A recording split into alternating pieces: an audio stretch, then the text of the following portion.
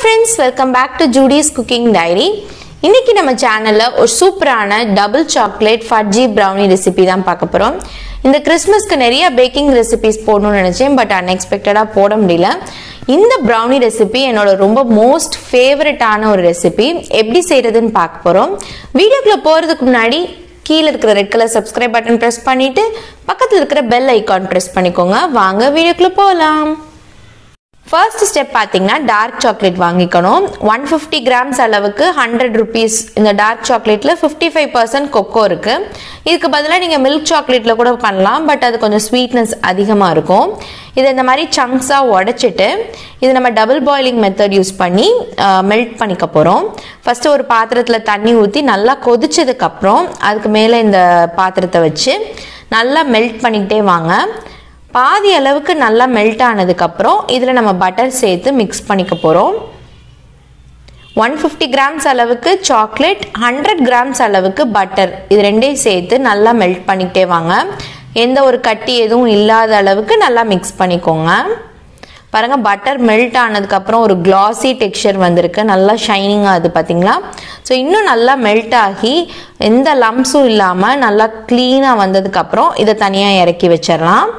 இப்போ நமக்கு chocolate ganache வந்து ரெடி ஆயிடுச்சு. இதை தனியா எடுத்து வச்சுட்டு கொஞ்சம் சூடு ஆறுற வரைக்கும் வெயிட் பண்ணுங்க. லைட்டா வார்மா இருக்கிறப்ப இதுல 3/4 கப் அளவுக்கு பவுடர்ட் சுகர் சேர்த்து நல்லா மிக்ஸ் பண்ணிக்கிட்டே வாங்க. சுகரா சேர்த்தீங்கன்னா அது கரையிறதுக்கு கொஞ்சம் டைம் எடுக்கும். ஸோ அதனால பவுடர்ட் சுகர் ஆட் பண்ணிட்டு ஒரு 2 நிமிஷம் இந்த மாதிரி நல்லா மிக்ஸ் பண்ணிக்கோங்க. பவுடர்ட் சுகர் சேர்த்துருக்கிறதுனால சீக்கிரமாவே கரைஞ்சிரும். ஸோ இந்த மாதிரி டெக்ஸ்சர் வந்ததுக்கு அப்புறம் இதுக்கு மேலே ஒரு ஜல்லடை வச்சு அதில் நம்ம மாவு சேர்த்துக்கலாம். 1 கப் அளவுக்கு மைதா, 1/2 டீஸ்பூன் அளவுக்கு பேக்கிங் பவுடர், 1/4 டீஸ்பூன் அளவுக்கு பேக்கிங் சோடா சேர்த்துக்கோங்க. இதில் கொக்கோ பவுடர் சேர்த்துக்கிறது ஆப்ஷனல் தான், பட் கொக்கோ பவுடர் சேர்த்திங்கன்னா நல்ல ஒரு சாக்லேட்டி டேஸ்ட் கிடைக்கும், அதுக்காக தான். உங்களுக்கு வேண்டாம்னு நினச்சிங்கன்னா அந்த ஸ்டெப்பை ஸ்கிப் பண்ணிக்கோங்க. 2 டேபிள் ஸ்பூன் அளவுக்கு கொக்கோ பவுடர் சேர்த்துருக்கேன்.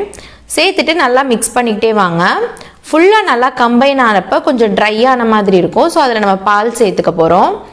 நல்லா மிக்ஸ் பண்ணதுக்கப்புறம் இதில் 1/2 கப் அளவுக்கு பால் எடுத்து வச்சுருக்கேன், நல்லா காய்ச்சி ஆற வச்ச பால்.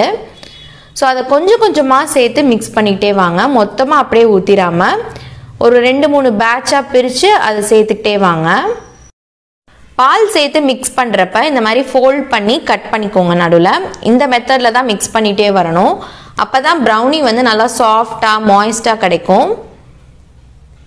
நம்ம கேக் பேட்டர் மாதிரி நல்லா ஃப்ளோயியான கன்சிஸ்டன்சியில் இருக்காது, கொஞ்சம் திக்காக தான் இருக்கும். அப்போ தான் உங்களுக்கு ப்ரௌனி நல்லா ஃபட்ஜியாக கரெக்டான கன்சிஸ்டன்சி கிடைக்கும். இப்போ பால் ஃபுல்லாக ஆட் பண்ணியாச்சு, நல்லா சில்கியான கன்சிஸ்டன்சியில் இருக்குது பார்த்தீங்களா. இப்போ இதில் 1/2 டீஸ்பூன் அளவுக்கு வெண்ணிலா எசன்ஸ் சேர்த்துக்கோங்க. வெனிலா எசன்ஸ் சேர்க்குறது ஆப்ஷனல் தான், ஏன்னா சாக்லேட் ஃப்ளேவர் இருக்கிறதுனால, பட் சேர்த்துக்கிட்டிங்கன்னா நல்லாயிருக்கும். இப்போ சேர்த்து நல்லா மிக்ஸ் பண்ணியாச்சு. ப்ரௌனி பண்ணுறதுக்கு யூஸ்வலாக ஸ்கொயர் டின் தான் எடுத்துக்கணும், பட் என்கிட்ட இல்லைங்கிறதுனால ஒரு ரவுண்ட் டின் தான் எடுத்துக்கிறேன். அதில் வந்து நீங்கள் ஃபஸ்ட்டு பட்டர் தடவிட்டு அதுக்கு மேலே பட்டர் பேப்பர் வச்சு அதுக்கு மேலே பட்டர் தடவி ப்ரஷ் பண்ணிக்கோங்க. ஸோ இதில் நம்ம ப்ரௌனியோட பேட்டரை ஆட் பண்ணிக்கலாம். ஃபுல்லாக சேர்த்ததுக்கப்புறம் அந்த டின்னை வந்து 2-3 வாட்டி டேப் பண்ணிக்கோங்க. நல்லா ஷைனிங்காக ஒரு கிளாஸியான டெக்ஸ்சரில் இருக்குது பார்த்தீங்களா. இப்போ நம்ம இதை குக்கரில் வச்சு பேக் பண்ணி எடுத்துடலாம். ப்ரெஷர் குக்கரில் ஒரு ஸ்டாண்ட் வச்சுட்டு மூடி போட்டு 8 to 10 minutes மீடியம் ஃப்ளேமில் ப்ரீஹீட் பண்ணி எடுத்துக்கோங்க. 10 minutes கழிச்சு ஓப்பன் பண்ணிவிட்டு நம்ம ரெடி பண்ணி வச்சுருக்கிற அந்த பேட்டரை உள்ளே வச்சிடலாம். கொஞ்சம் கேர்ஃபுல்லாக பார்த்து வச்சுக்கோங்க. இப்போ மூடி போட்டு விசில் வைக்காமல் அடுப்பை சிம்மில் வச்சுட்டு ஒரு 40 to 45 minutes சிம்மில் வச்சு குக் பண்ணிங்கன்னா நமக்கு சூப்பரான ப்ரௌனி ரெடி ஆகிடும்.